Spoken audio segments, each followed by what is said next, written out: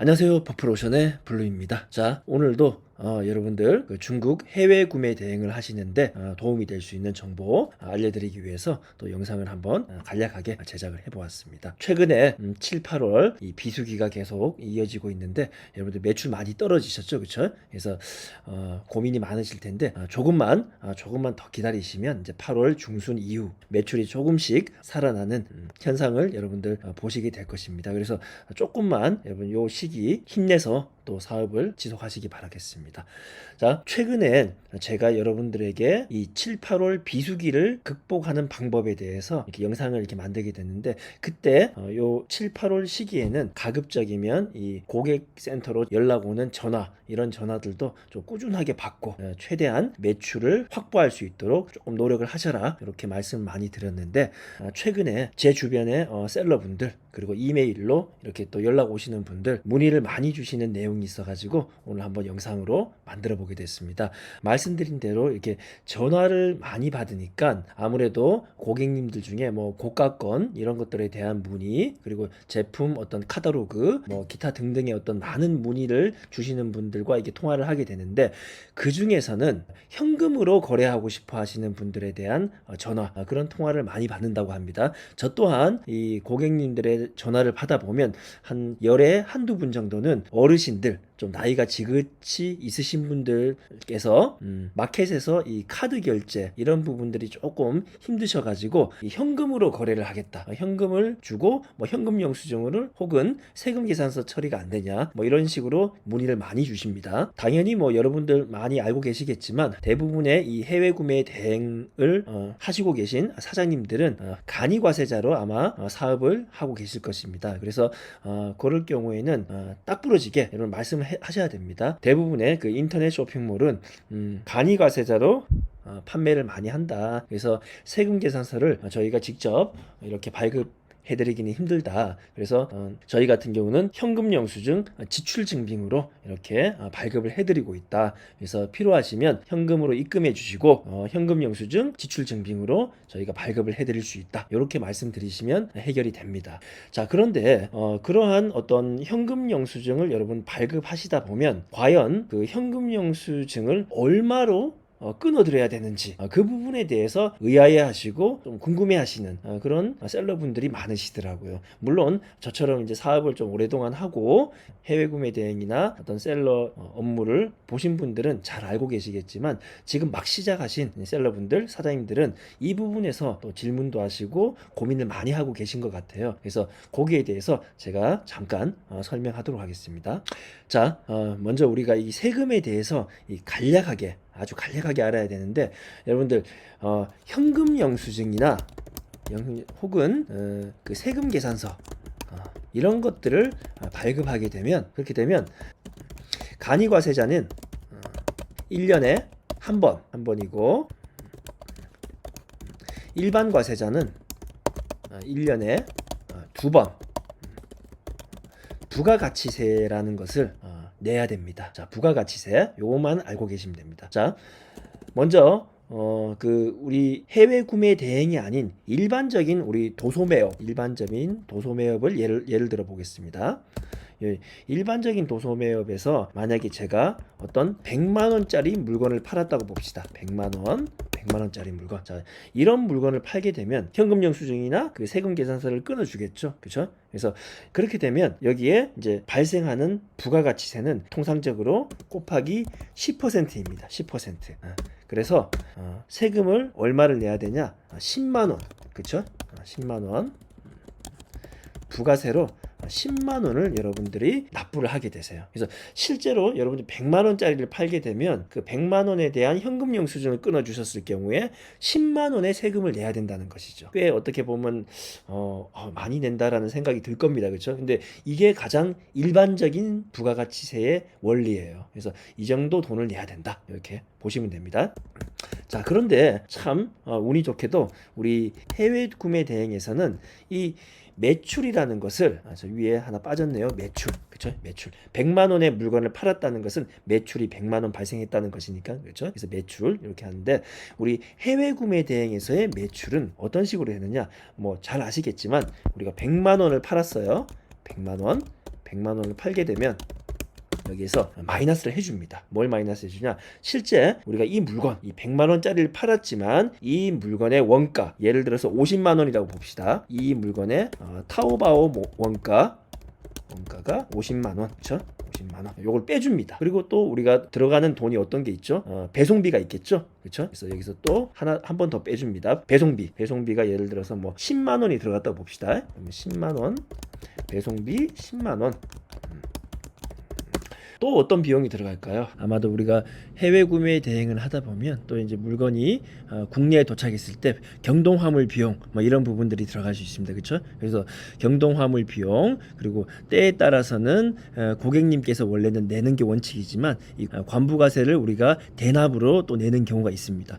웬만하면 저희는 관부가세는 고객님이 내시도록 거의 90% 이상 처리를 합니다. 하지만 부득이하게 저희가 또 관부가세를 부담해야 되는 경우도 있으니까 좀 넉넉하게, 정말 넉넉하게 한 20만 원 정도를 한번 이렇게 잡아 보겠습니다.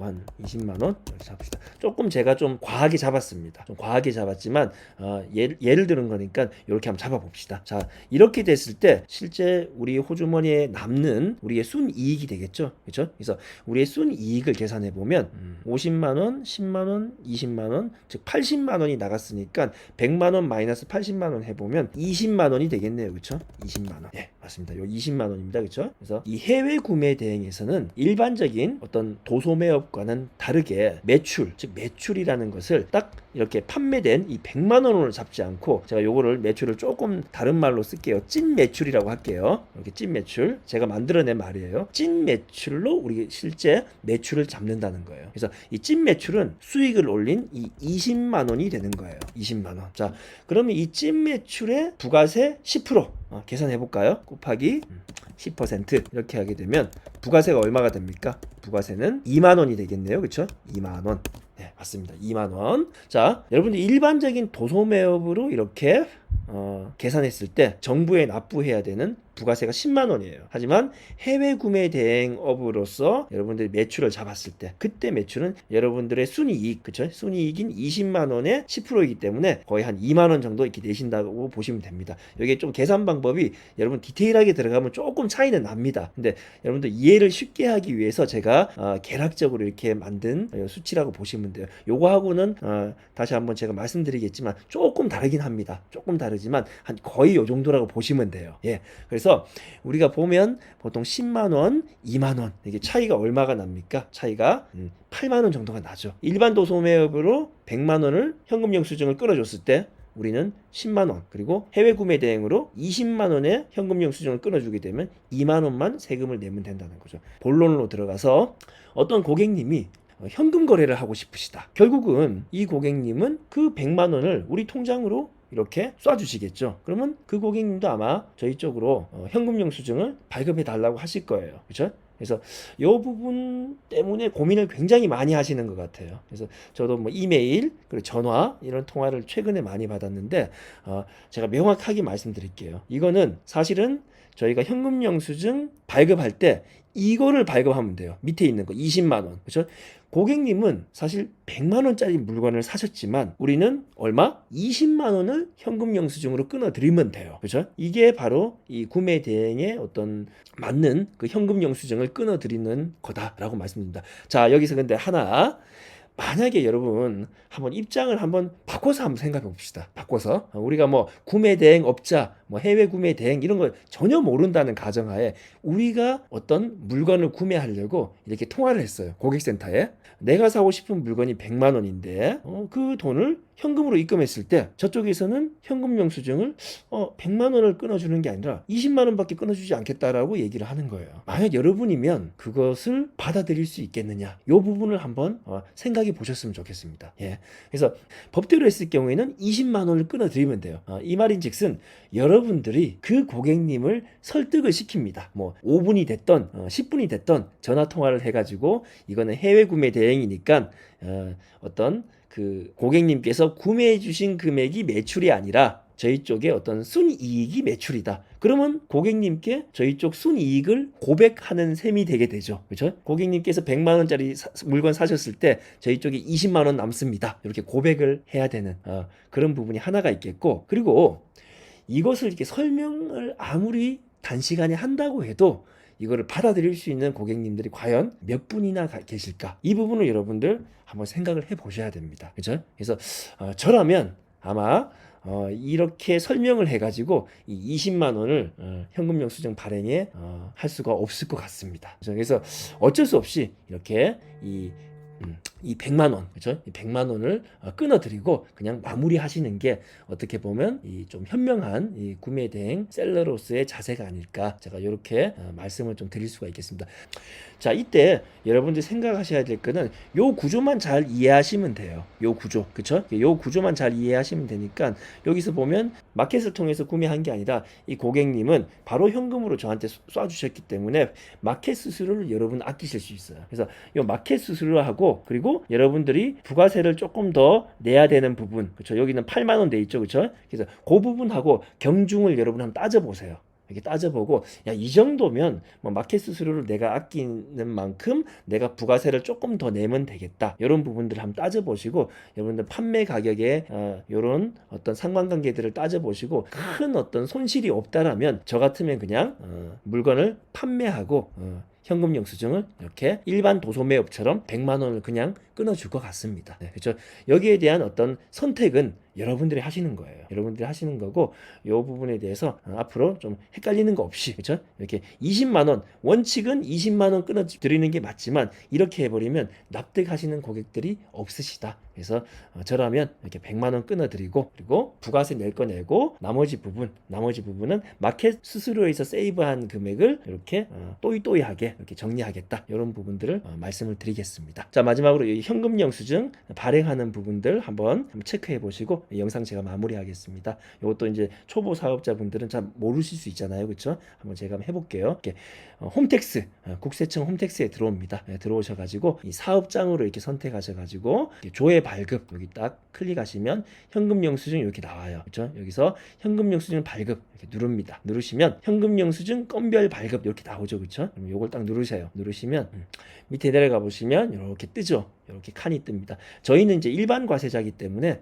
뭐 여러분들은 아마 대부분 90% 이상 간이 과세자이실 거예요. 그래서 저희하고는 조금 다르긴 한데 어쨌든 거의 비슷해요. 간이 과세자는 공급가액, 뭐 부가세, 아마 부가세 이 부분이 없을 거예요. 그래서 이제 어쨌든 그대로 저희가 하는 거대로 이렇게 작성을 해주시면 됩니다. 그래서 거래일자 이런 가만히 놔두시고 자진 발급 여부는 불호하시면 됩니다. 그분의 전화번호, 핸드폰 번호를 받으셨으면 여러분 이렇게 불호 처리하시면 돼요. 만약에 핸드폰 번호도 안 주시고 이분이 뭐 개인정보를 저한테 전혀 안 주셨다, 그래서 내가 현금 영수증을 발행하기가 곤란한 상황인데, 그러신 분들은 여로 하시면 돼요. 그러면 자동으로 이렇게 숫자가 들어갑니다, 그렇죠? 이런 거는 거의 하실 일이 없으니까 대부분 불호 하시면 됩니다. 불호 하시고 거래 유형에 보면 과세 면세 있으시죠? 면세가 아니기 때문에 과세 하시면 돼요. 그리고 총 거래 금액 여기다가 아까 100만 원이었죠? 그럼 100만 원.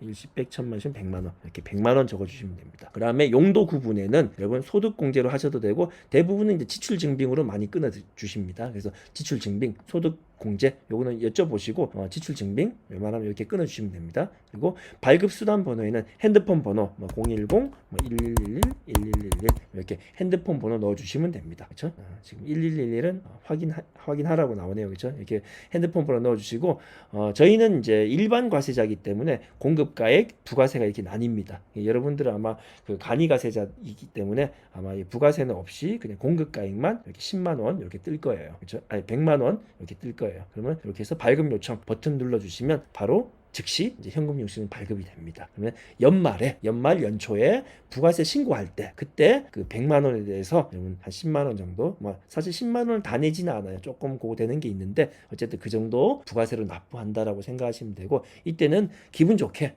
마켓 수수료를 절약한 것을 부가세로 내가 납부한다, 이렇게 생각하시면 되실 것 같습니다. 자, 저도 뭐 세무 전문가가 아니기 때문에 제가 아는 지식에 대해서 뭐 조금 뭐 다르거나 다른 견해 혹은 조금 잘못된 부분이 있으시면 댓글로도 좀 이렇게 많이 남겨주시면 감사하겠습니다. 자, 이렇게 오늘 뭐 현금 거래했을 때 어떤 식으로 하자라는 부분에 대해서 설명드렸습니다. 자, 더운 여름 이제 끝자락에 온 것 같습니다. 조금만 더 견디시면 여러분 8월 중순 이후 되면 또 매출이 조금 살아나니까 조금만 더 지금 힘든 시기 이겨내시기 바랍니다. 자, 오늘도 영상 끝까지 들어주셔서 감사합니다.